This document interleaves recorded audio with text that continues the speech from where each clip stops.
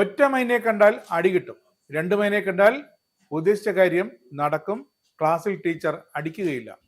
ഇതൊക്കെയാണ് പണ്ട് കാലത്ത് നമ്മുടെ നാട്ടിൻപുറത്തെ കുട്ടികൾ കരുതി വന്നതും മൈനയെ കണ്ടാൽ അവർ ഓടിക്കൊണ്ടിരുന്നതും. പക്ഷേ ഖത്തറിൽ അങ്ങനെയല്ല. എന്ത് തെറ്റാണ് ഈ മൈനകൾ ഖത്തറിനോട് ചെയ്തത്? മൈനകളെ തുരത്താൻ പൊതുജനങ്ങളുടെ സഹായം തേടിയിരിക്കുകയാണ് ഇപ്പോൾ ഖത്തർ സർക്കാർ. നമ്മുടെ നാട്ടുമ്പുറങ്ങളിൽ കാണുന്ന പാവം മൈനകളോട് എന്തിനീ ക്രൂരത എന്നല്ലേ? ഖത്തറിന്റെ കണ്ണിൽ ലോകത്തിലെ ഏറ്റവും ആക്രമണകാരികളായ ഇനങ്ങളാണ് ഈ മൈനകൾ. മൈനകൾ ഖത്തറിൽ അധിനിവേശക്കാരാണ്.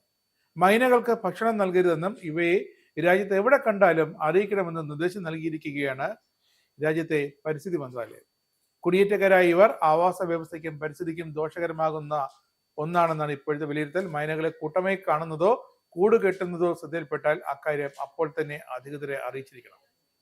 വീടിന്റെ ഭിത്തിയിലെയും മേൽക്കൂരകളിലെയും ദ്വാരങ്ങൾ അടയ്ക്കണം, മരങ്ങളിലെ ഉണങ്ങിയ ചിലകൾ നീക്കണം, മൈനകളെ കൂടുവയ്ക്കാൻ അനുവദിക്കരുതെന്നാണ് ഖത്തർ മന്ത്രാലയത്തിന്റെ ഉത്തരവ്. പരിസ്ഥിതി കാലാവസ്ഥാ വ്യതിയാന മന്ത്രാലയമാണ് മൈനകളെ തുരത്താൻ നടപടിയുമായി മുന്നോട്ട് പോകുന്നത്. ഇതിനകം 36,000 മൈനകളെ പിടിച്ചു കഴിഞ്ഞു. റൗദത്ത് അൽ ഫറാസിൽ മൈനകളെ പാർപ്പിക്കാൻ പ്രത്യേക സുരക്ഷിത കേന്ദ്രം വരെയുണ്ട്.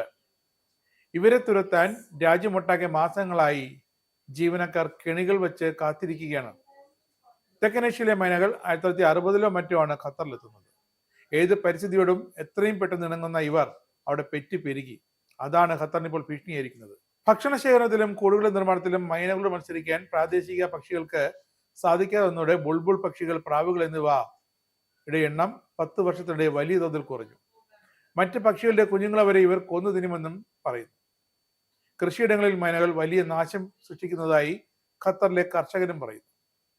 പക്ഷിപ്പനി, പക്ഷികൾ വഴി പടരുന്ന മറ്റ് മലേറിയ തുടങ്ങിയ രോഗങ്ങൾ പടർത്തുന്നതിൽ മൈനകൾക്ക് വളരെ പ്രധാന പങ്കുണ്ടെന്നും അത് പ്രാദേശിക പക്ഷിവർഗങ്ങൾക്ക് ഭീഷണിയാണെന്നുമാണ് ഇപ്പോഴത്തെ കണ്ടെത്തൽ.